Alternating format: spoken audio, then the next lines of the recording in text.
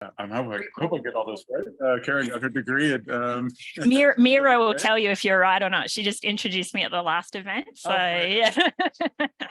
PhD at University of Western Australia. Did a postdoc at CSIRO and University of Colorado at Colorado Springs before being appointed as a assistant professor and later associate professor at University of Colorado before moving back to Australia to Newcastle. And it's great to have her back. It's great to have her here giving a lecture. She is in 2023 Women in Physics lecturer of AIP and also a superstar in STEM, and so she's touring Australia, and we're lucky to have her give us a talk today on that magnetic dynamics and nanomaterials. Awesome. Thank you. Great introduction again. Thank you for having me. Oh, we'll get rid of that. Yes. Got it. All right. Thanks for having me, but also I kind of invited myself. So I was next door for Girls in Physics breakfast, and I was like, well, I'm an associate investigator in Fleet, and I would really like to see my Fleet people in person. So I invited myself to come and visit you all. So it's great to be here. I wore my Fleet dress for the occasion. I'm in Fleet green today. Didn't wear it yesterday deliberately. And I want to talk to you about one project that I'm involved with involving skyrmions. Now, some of you went to the breakfast this morning, so you know the intro, so you can like heckle and call out the answers and so on. And some might have heard me speak about skyrmions before, but I'll try to put some new stuff in. And the one thing that I want to point out, I've got to find my screen again. No, it doesn't want to come. There we go. Is interrupt me anytime. We're a small crowd, so please, don't be a jerk. But we can have a conversation. We can take this talk however you want it to go. Now, first, I wanted to introduce Newcastle, physics at Newcastle. And in fact, 22.2% of the department in Newcastle is currently in the room. So my colleague Hannah is at the back there. Most of us are new, and most of us are returning to Australia, which is quite interesting. The other very interesting fact about physics at Newcastle, which some of you might recognise from the photos on the screen, is we are 50% women, and there's hardly any disciplines we think in the world that have that. And we do a lot of different research: microscopy, biomedicine, magnets, diamonds, and the sun summarizes us. It's great that we've all got our own emojis and symbols and that we can put there. So that's where I'm at. And so today I'm going to talk about skyrmions. So let me start by telling you what is a skyrmion and why you should care about them. And then I'll talk about a particular calculation that I have done with skyrmions. So regular ferromagnets, if we look in a region, all the magnetic dipole moments line up due to something known as the ferromagnetic exchange interaction.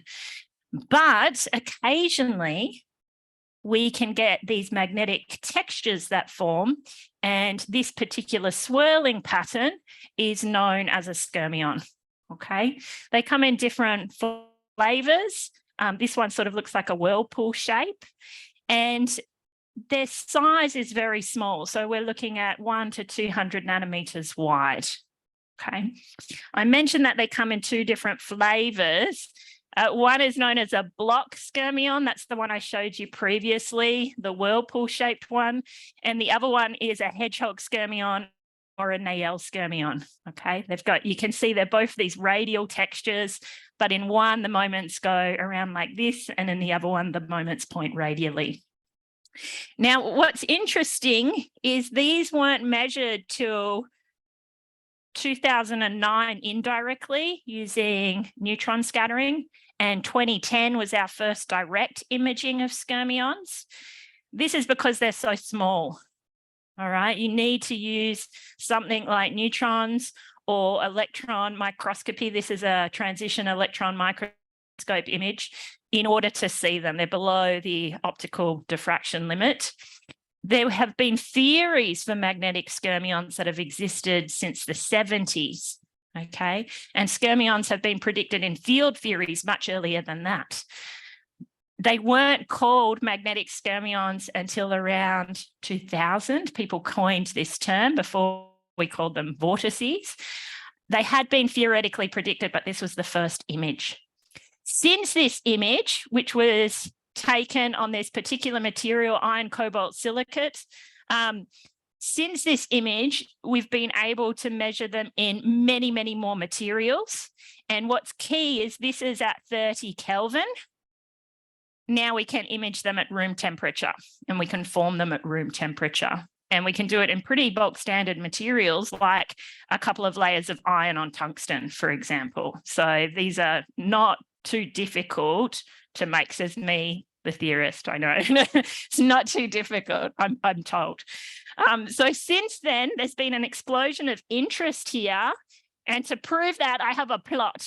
So this is number of articles versus time since 2005 that mention magnetic skyrmions.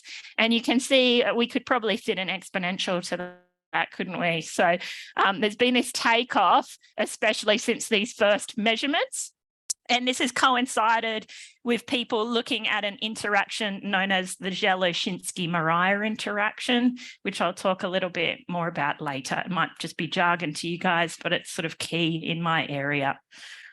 All right. Why? Why do we care? I mean, it's nice that they're new and there's new physics to explore, and that might motivate all of us in the room, but what are the applications? So I talked about this in the more public lecture this morning. So some of you guys have seen this plot before. This is global computer data storage versus time. There's not many points on this graph, and the data points were given to us by Seagate, so they, care about data storage. So I don't know how they've got this data, but there's the citation there.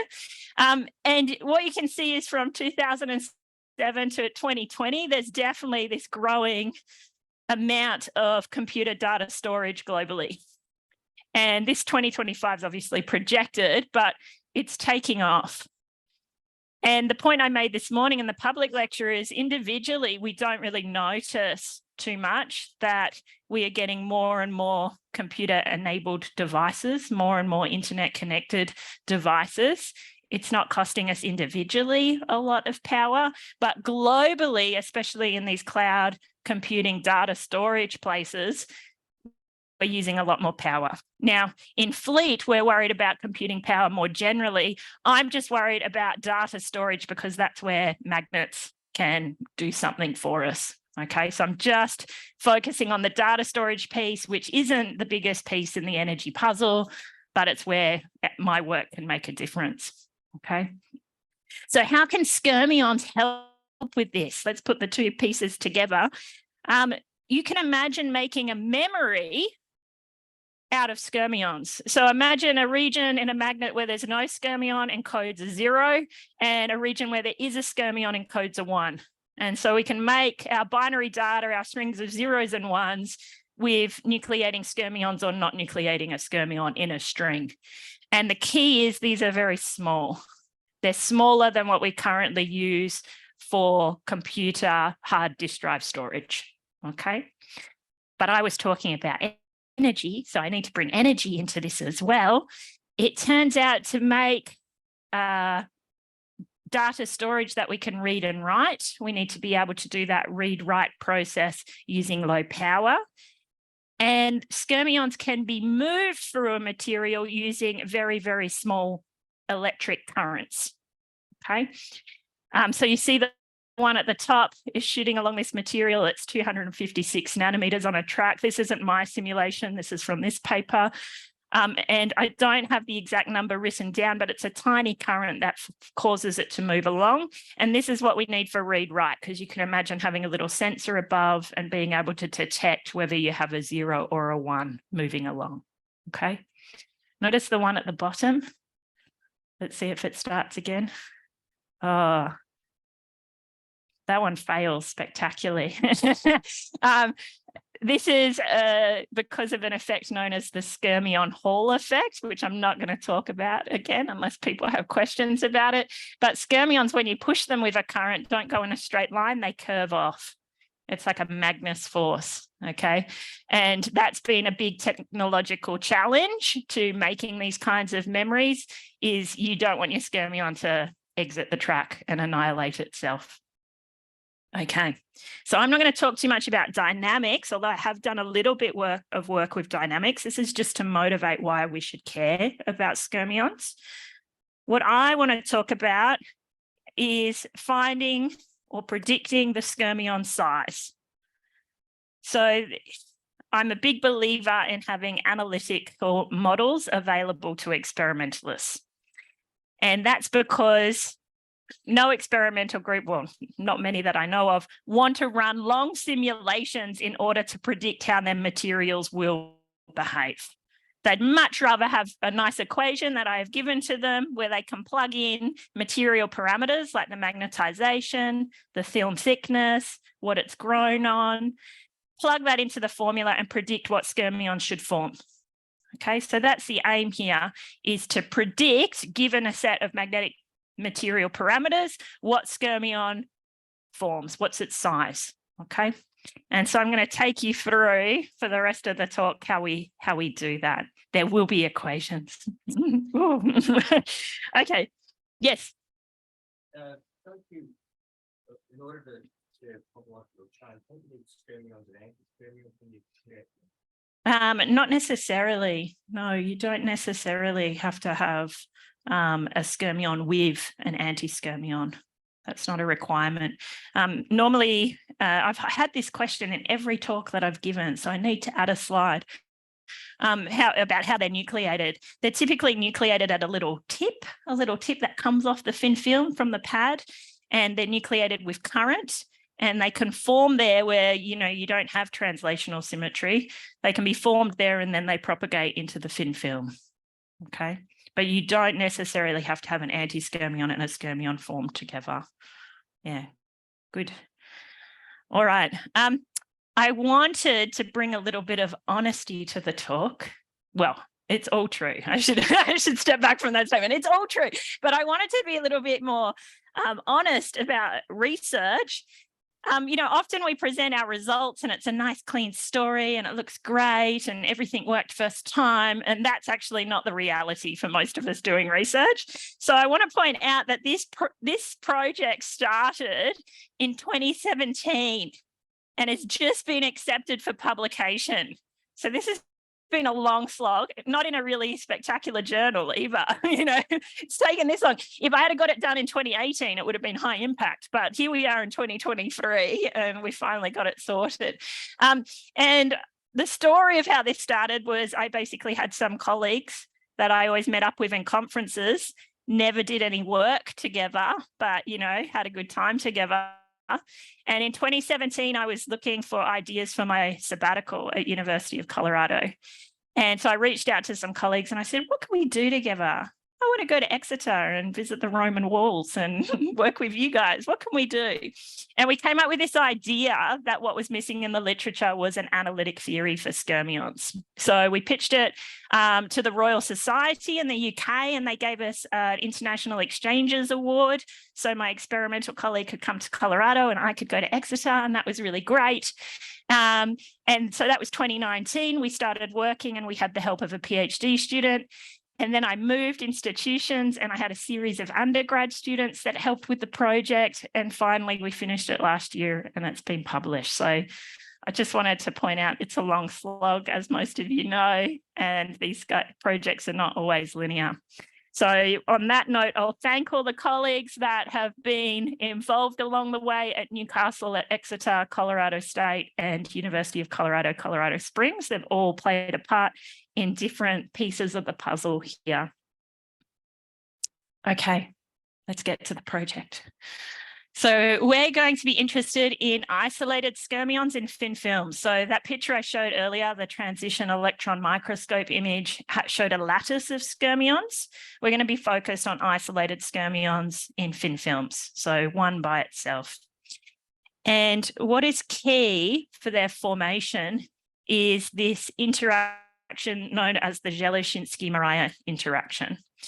I think in 2020, I gave a fleet seminar only about this interaction and all the spectacular things that it leads to. It's been well studied since the 50s. So Dzyaloshinskii and Moriya, through different approaches, discovered it in the mid-50s. It sort of died for a long time. It didn't die, but not a lot was going on. And then in the early 2000s, people realized that we could make it really strong, much stronger than in single crystal materials. We can make it really a strong interaction at interfaces. Because one of the keys to having this Dzyaloshinskii-Moriya interaction in magnets is to have a broken spatial inversion symmetry. And at an interface, we automatically have that. Spatial inversion is automatically broken.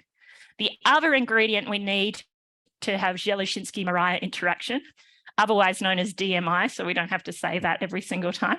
The other key is to have a strong spin-orbit coupling. So people had the brilliant idea of growing a ferromagnet on top of a strong spin orbit material. So something like a layer or two of iron on top of tungsten gives you a nice strong Dzyaloshinskii-Moriya interaction. This magnetic exchange interaction favors chiral structures. So unlike the regular ferromagnetic exchange, which favors all our magnetic dipole moments to line up, this interaction favors chirality. And so you guys all know what a skyrmion is now. You can see that anything that favors chirality can help nucleate these skyrmions, can make this a stable magnetic texture. All right, so DMI is key to having this in thin film magnets. And in particular, it gives us these Néel type skyrmions. So the block ones, the whirlpool ones don't form under DMI typically, but these Néel skyrmions do. So we're going to just look at isolated skyrmions from now on, and they're these Néel skyrmions. All right, if you want more information on DMI, I'm happy to, help with that. Yes.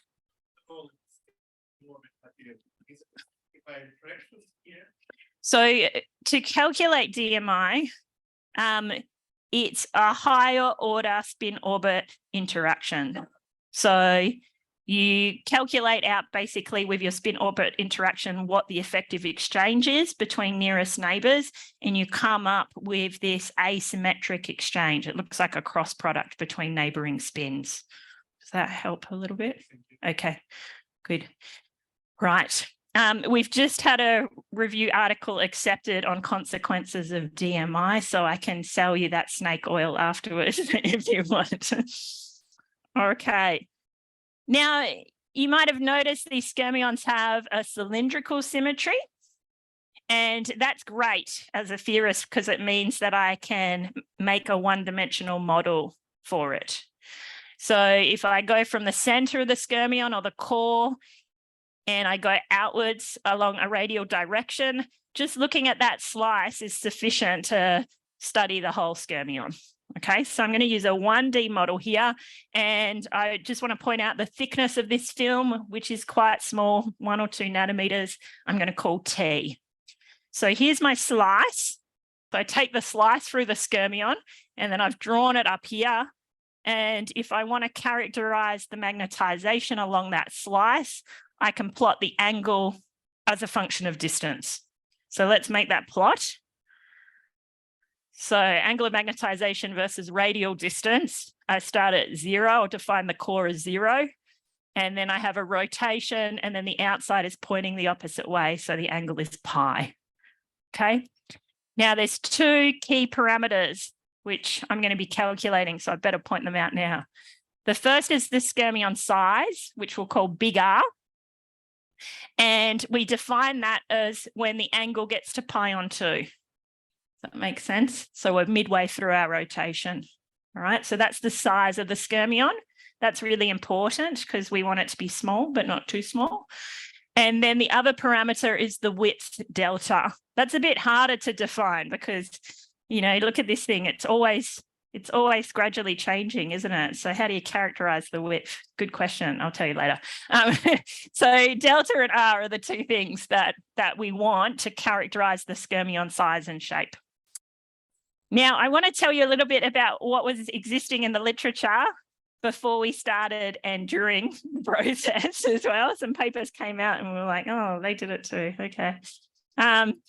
So the first one is one that's really highly cited from 2018 by Felix Buettner and Jeffrey Beach. And this paper has a high degree of accuracy calculating skyrmion size. So that's a big plus. That's why I've put it in green. To give you an example of how accurate it is, this, for example, is a plot of skyrmion size R going from 3 to 1 nanometers as a function of external applied field. These are massive fields here going up to 4 Tesla. And the different plots here are a combination of micromagnetic simulations, an analytic theory, and experiments. And the key point is they all agree. Okay, so it's a really accurate theory. Turns out most theories are accurate in this high field regime, but anyhow, overall, it's very, very accurate. The bad news is that it involves lengthy analytic expressions. There's a couple of the expressions in there involve fitting, which as a theorist, I get a little bit uncomfortable with because it's not derived from the base equations. It's just a fit to experimental data. And then finally, the total energy, even though that is semi-analytic, they have to do numerical minimization on it. So it's not analytic at the end. You've still got some numerical computation to do in order to figure out skyrmion size. So those are the pluses and minuses.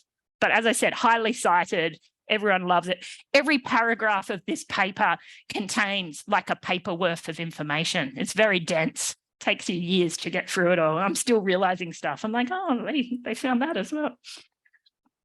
A second approach, and there's other people that have done a similar approach, but I'll pick on this one in particular by Wang, is very simple and analytic. It's truly analytic in the sense that they get an equation for the skyrmion size R. Here it is. Look, all of you would be happy putting that in your calculator, wouldn't you? Even your phone, you could do it in your phone. That would be a good exercise. Everyone, I'll give you an M, I'll give you a K, we'll plug it in now. Okay, it's beautiful, isn't it? Now, it's beautiful. Everyone can plug in. What's really nice as well is this width of the skyrmion wall, the skyrmion rotation. This agrees with an earlier theory from 1990 that we came across quite later. They got this same expression, but this R is slightly different. Now, the bad news is there's no thickness dependence in this model. That sounds ridiculous because, you all know that a film has a particular thickness. But in magnetism, we can assume that the thickness is vanishingly small. And what that does for us is it makes a particular energy contribution of magnets become very easy to solve. Okay, so it's a trick we usually use in magnetism, and I'm going to show you why. You'll figure out why as we go along. So there's no film thickness in here, and it turns out even for a 2 nanometer thick film, that is quite an assumption to make, and it starts breaking down. All right. It's also only analytic for 0 applied field, and some skyrmions are formed in the presence of a field. So pluses and minuses both ways. So to sort of summarize it with a cartoon, complex but right, we could follow Buettner. Simple but wrong, we could follow Wang. It's not wrong, but it doesn't have this thickness dependence in it. And we said, well, maybe we can come up with a third way. All right, can we come up with a third way? That is correct, has the thickness dependence in it, but doesn't involve the fitting of Buettner and is properly analytic. So let's see if we can do that. So here's the aim again, but a little bit more precisely stated. We want to find the skyrmion size and the skyrmion width analytically as an equation with the thickness dependence in there. We want T to be in our equations. Okay. All right. Here's the method in a nutshell.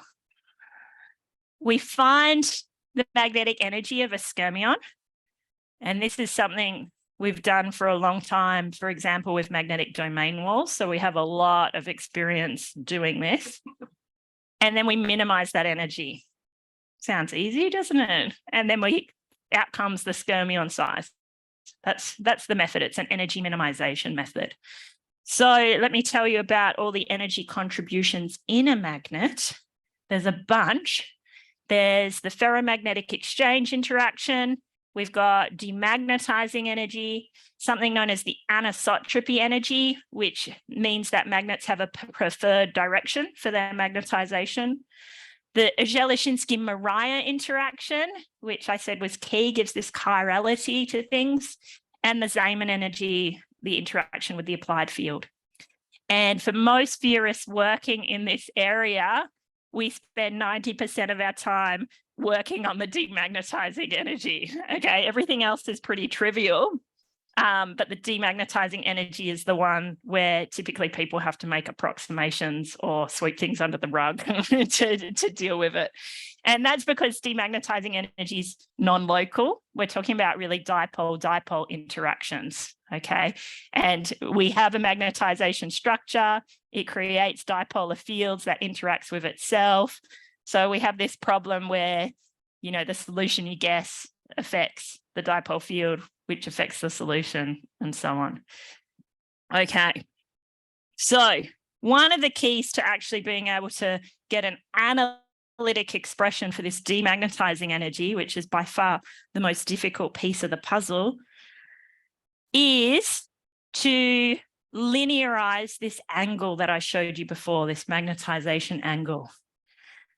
So let me tell you what that means. This is the plot from earlier of magnetization angle versus radial coordinate, and the little arrows help us remember what that actually means.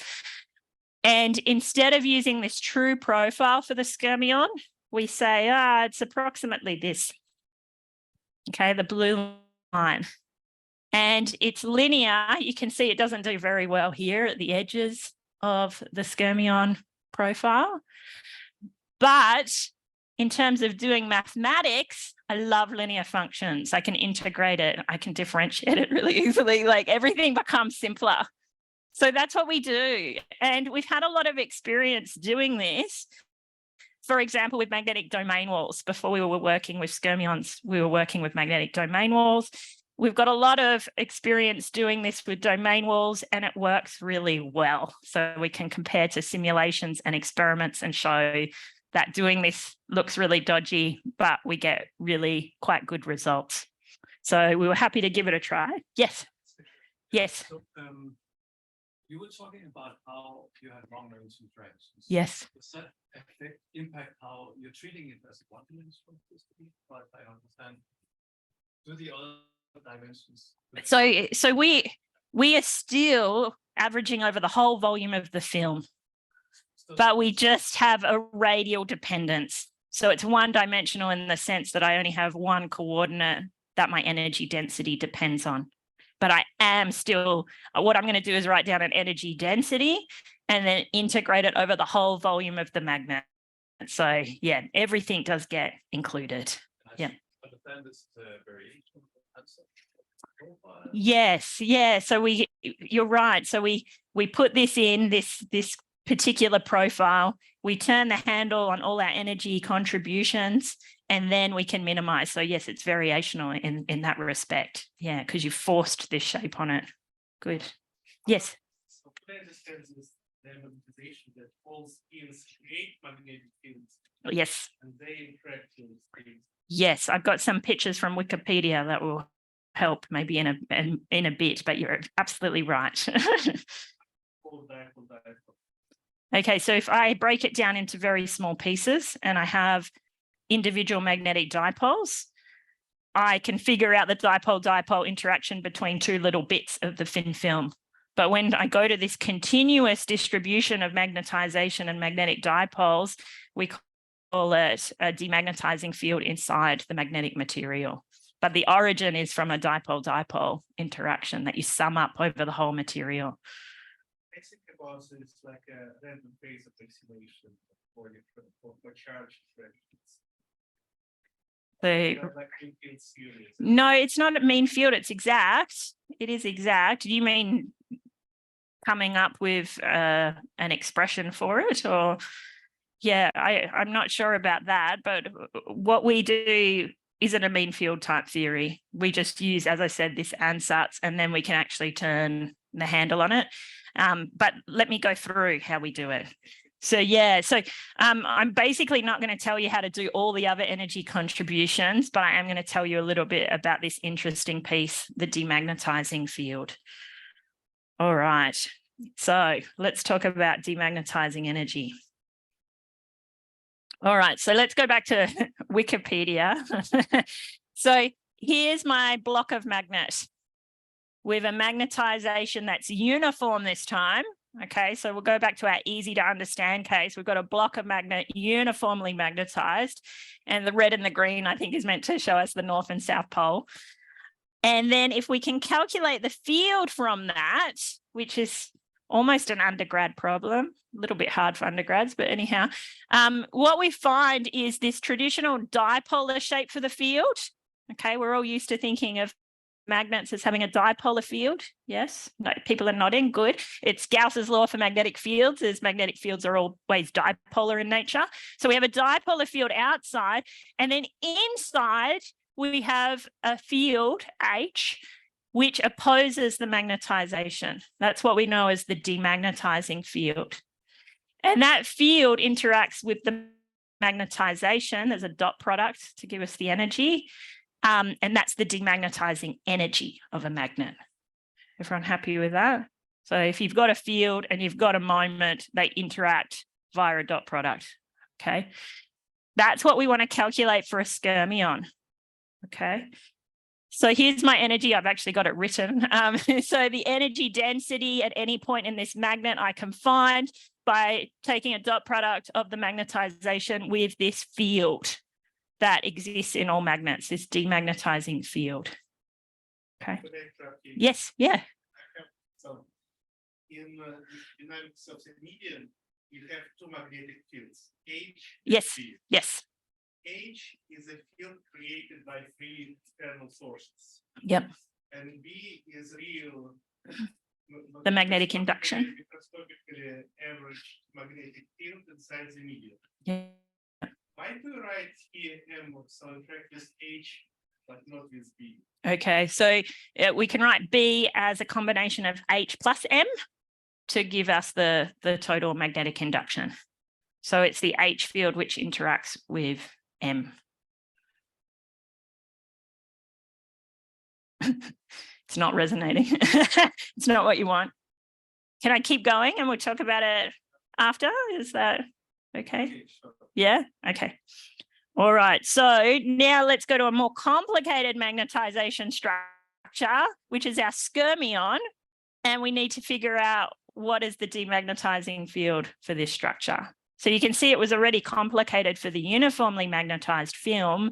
Now it becomes quite difficult. Okay. So the solution is what we use is known as a magnetostatic Green's function. Okay, everyone's really excited about the maths here. Some of you are, some of you, let's say. If you solve Maxwell's equations, one of the ways you can solve them is using a Green's function technique. And this is a way of solving any inhomogeneous differential equation, okay? Maxwell's equations for a magnetostatic problem looks like Laplace's equation, and then the source term is any gradients of the magnetization. That's the source. Gradients of the magnetization include magnetization variations like we see in the skyrmion. We see that rotation. Plus, it's also where the magnet ends. So when you go from magnet to non-magnet, that is a gradient as well, because there was magnet and then there's not. It's, you know, a proper delta function gradient in the magnetization. So both of those contribute sources. Using a Green's function technique, you find your relevant Green's function for the problem. In this case, it's a cylindrical problem, so we have to do some extra work to come up with the Green's function. I've just written it as G here. I'm not going to tell you what it is here. And then we sum up over our sources of magnetization. And then we come up with both a radial contribution and an out-of-plane contribution to the magnetic field. So I'm giving you a flavor for this. I'm not giving you the full story. So let me give you some plots of what it looks like. Okay, so this is the radial piece of the magnetization. So the red line, the red dashed line is the true radial component of the magnetization. And then the blue line is our approximation using that linear approximation for the angle. And then I can crank the handle using my Green's function. So I'll plot it in green as well. And I can get the radial contribution to the demagnetizing field of a skyrmion. This green line is for a bulk magnet. And then this black line is for a film that only has a thickness of 1 nanometer, okay, which most of our skyrmions are in thin films, okay? So there is a difference going from bulk to thin films. All right, and this is just our method of calculation, but I should tell you guys, we've compared it to simulations, we've compared it to full calculations that don't use the approximation, and it does a pretty good job, okay? All right. And this is the resulting energy. So I was showing you fields before, but then we can do that dot product to find the total energy, and then we can integrate over the whole magnetic film, and we get the total energy, demagnetizing volume energy, as a function of skyrmion size. So this is skyrmion size here going from 0 to 20 nanometers. And here's the energy. The black dots are numerical calculations we did. The blue line is Buettner's result, which, as I said to you, is sort of state of the art, the best case scenario. And the dashed line is our approximate method, which is fully analytic. And so it doesn't do perfectly, but it does pretty well. Okay. All right. There's an outer plane component too. Everyone ready to do it all again for the other component? Yay. Okay. So the other component, there's a lot on this graph, so let me take you through it. The red dashed line is my out of plane component for the magnetization of the skyrmion going from the core to the outside. So it's saying the core is, say, up, and then it rotates and the magnetization is down on the outside. Okay, everyone happy with that piece? That's my skyrmion profile, if you like. The blue line is if I calculate the demagnetizing field exactly numerically. And you can see it almost looks like the magnetization flipped. This is quite common. That's why we call it a demagnetizing field, because it opposes the magnetization.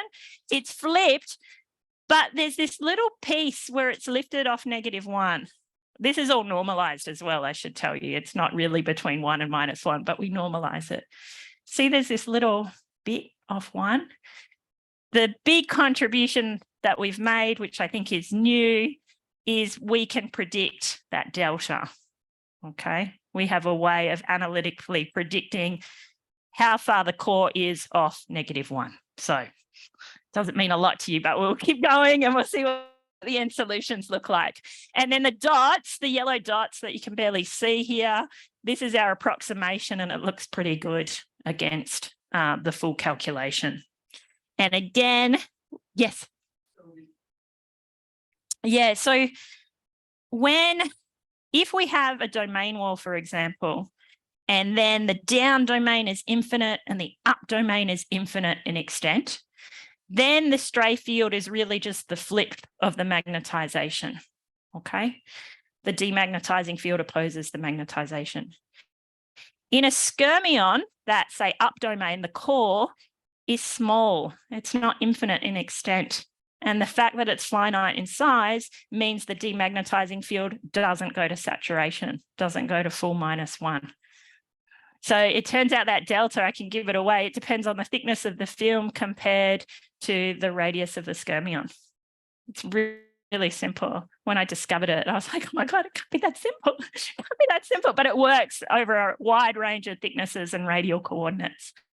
A referee didn't believe me, so I made them 16 plots to show them that, yeah, it works over every single set that I could think of that was physical. Okay, good. So let's put it together. Did that answer your question? Yeah, okay, good. I answered one sufficiently today. Okay, to put it all together, this is our surface demagnetizing energy. I've put it in electron volts, which turns out to be useful units for skyrmions, again, as a function of the skyrmion size. And this time we see bigger discrepancies between different methods. This is Buettner's here with the blue line. This is ours using our approximate yet fully analytic theory with the yellow line here. And what I've added in the green, just to really labor the point, is a lot of people, most people studying skyrmions, assume the thickness of the film is a vanishing contribution. Okay, and when you do that, you get an energy which is quite different.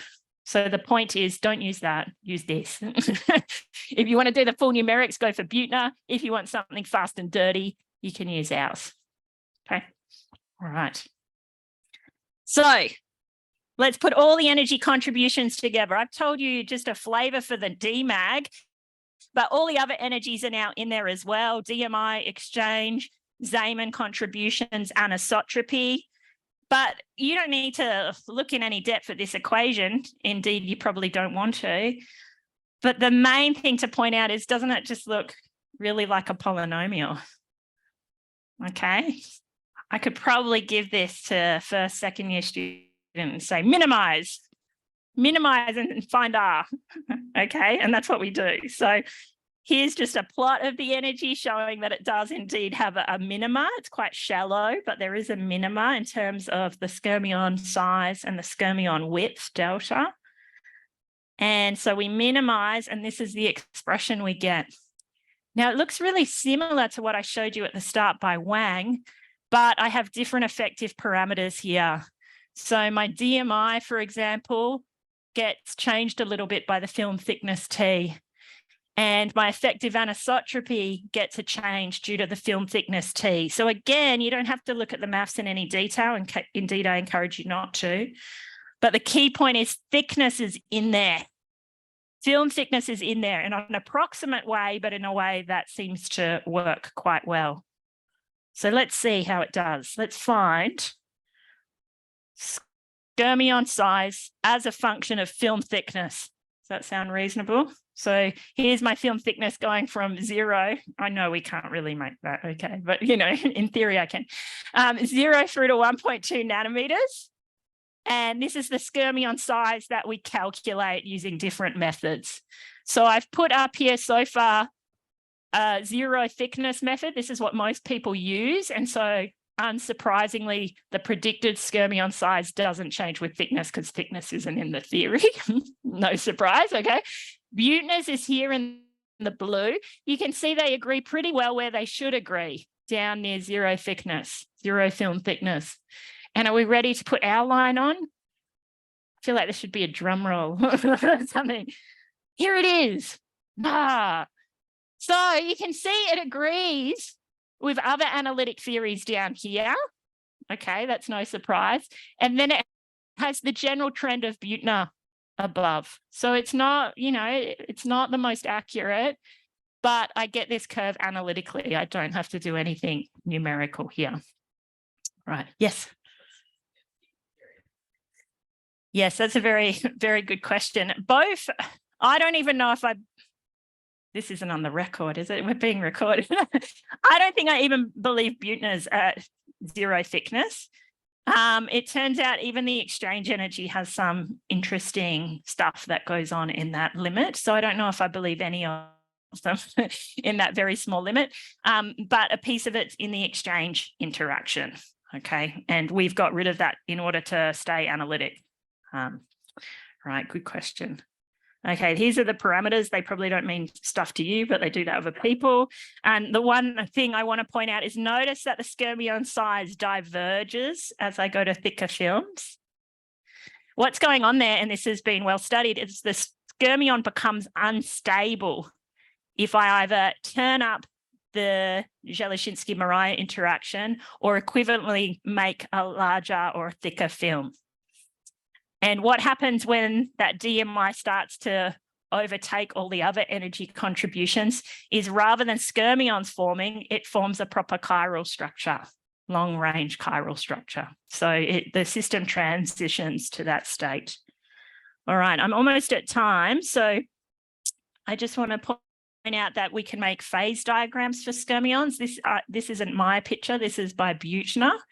And all you need to know is that we can vary magnetic parameters and we see a uniform phase, a skyrmion phase, which is obviously the one that looks like a rainbow. And then we go to this stripe phase, this where chirality wins and takes over. And we see that too with our analytic theory. So let's see if I can just move ahead to it. So this is a phase diagram.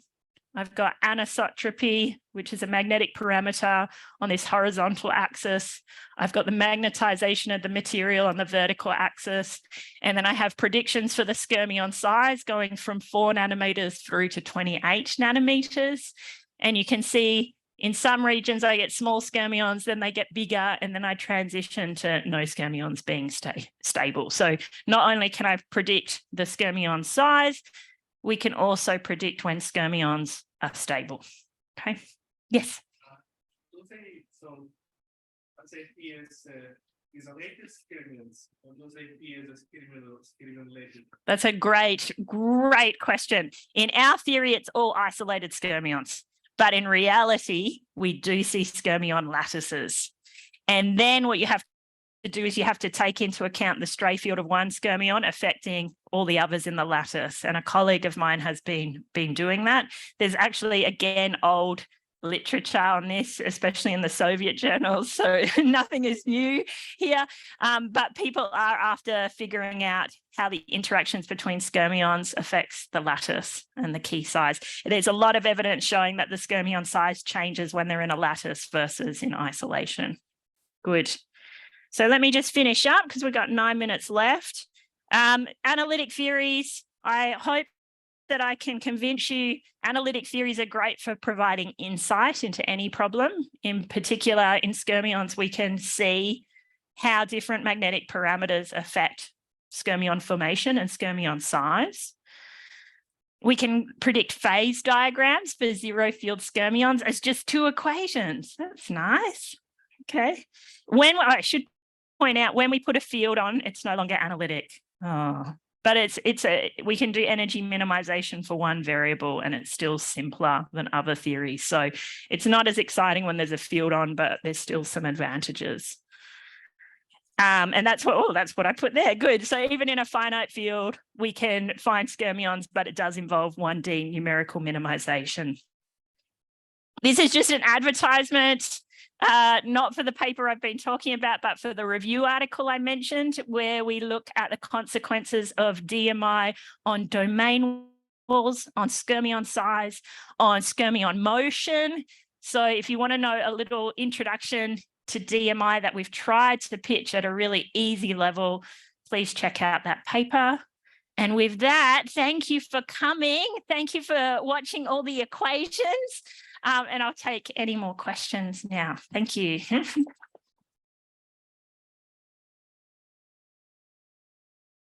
Yes. So I have 2 questions. Yeah. First, what is the importance of the size? Because you said that it shouldn't be too small. Yes. The second question is, you were calculating the energy using variational answers. So how does it compare with other energies that people have used in? Yes, great. So your first question was, why does the size matter? If we want to use this for applications, it should be smaller than what we currently use. But if we make them too small, these skyrmions are particle-like objects. And there's some great papers showing that they display Brownian motion. And the smaller you make them, the more they diffuse. That is bad for an application. So you want to make them smaller than, our current hard disk drives, for example. So 100 nanometers would definitely be a step up, but you don't want to make them too small. Otherwise, they're highly thermal, and then we don't have any reliability in keeping them in one spot. Okay. Second question was, how does this compare to others? So we can do the calculation for energy and the minimization for energy numerically. So then we don't have any approximations at all. So I put in a smooth profile. I do all the calculations for the different energy contributions numerically, and then I do a numerical minimization. It takes ages to do. The computer's not very happy about it. And that's why there's few points on my graphs showing that, because I'm like, I don't want to do it anymore. So we do it fully numerically, and we can compare each energy contribution to that numerical calculation and see how well it does. So we do that. Now, there is a slight, I guess, caveat to that, and that is we still have a particular profile of the skyrmion in mind. And in experiments, we can confirm whether that profile is appropriate or not. Okay. All right. Oh, Michael? Yeah. I'm just trying to understand if I understand this. So, Okay. So you've got a local energy minimum, which is your skyrmion. Yeah. I assume that there's another local energy minimum, which is no skyrmion. Yes.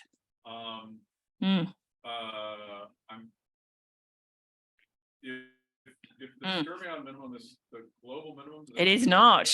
It is not in this. Yeah, in this particular model, the isolated skyrmion, it is not the global minimum. And this has been known again since like the 70s again. And then to talk about stability, you look at the energy barrier between those two. Yeah, so if we go back to this phase diagram, and this is, so some people would be very unhappy with me saying this, including myself. I'm going to do it anyhow. Down at this area where we're getting to these small skyrmions, about here, in fact, the energy barrier is around 25 kBt. And that's sort of the limit where people are saying, look, they're not really going to be stable and long-lived anymore. So this sort of region ends up being no skyrmions, but for a different reason to up there, it's because they're no longer thermally stable. Okay, so that is something people are looking at. In our 1D model, it's hard to get a handle of the energy barrier, because really when you look at energy barriers, you have to look at deforming things in all different ways. And yeah. So you go towards bigger skyrmion. Yep. The minimum is going away, right? So the barrier is disappearing in that direction. So this is the barrier getting small. Over here, oh yeah, it's the barrier to uniform magnetization. This is a barrier to this cyclical state, what we call a stripe state. So we're going to two different phases in each one. Yeah. And we see R really diverging here, the size of the skyrmion. I've hidden it under this black line. I've tried to hide all manner of sins, but this is R really diverging, showing that we no longer have a stable state. Down here, technically, there's still an energy well. It's just not deep enough to say that it's thermally stable. Okay. Yes.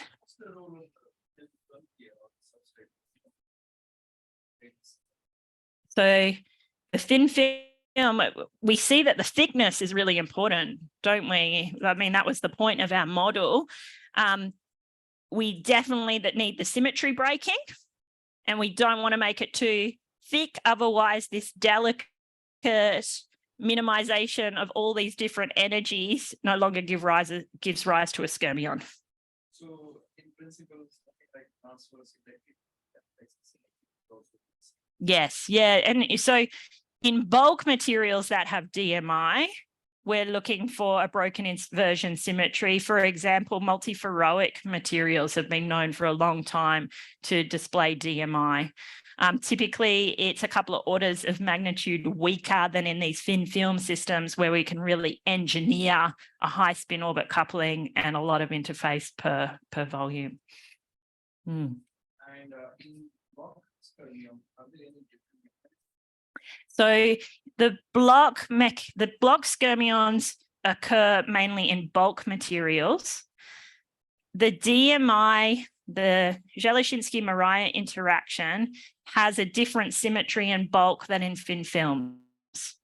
So in thin films, obviously, there's this one direction where symmetry is broken, and that gives you one particular Dzyaloshinskii-Moriya interaction direction.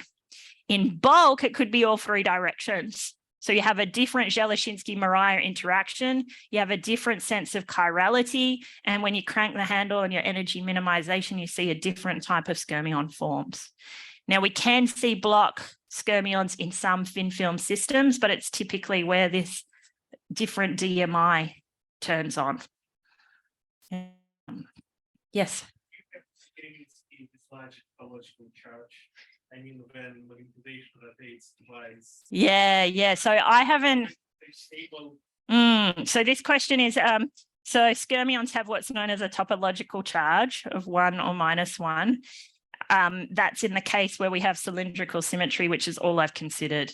If the magnetization around the radius rotates, say by 2 pi, then it has a topological charge of +2 or -2. I haven't done any work in that area. Oleg Tretyakov is the person to speak to about that. Jay, oh.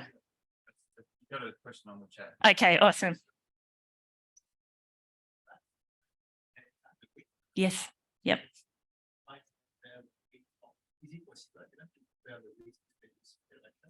Yes.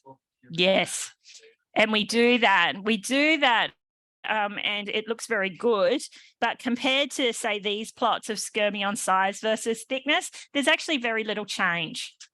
So all the theories are really very close together and nothing really changes as I change parameters like thickness. So it's much less sensitive to changes in parameters than the skyrmion size is. But we definitely have those plots as well. I just didn't present them. Yeah, good. Did you want to ask the one from the chat? Yeah. Do you have any idea of how to deal with skyrmions in an AFM? No.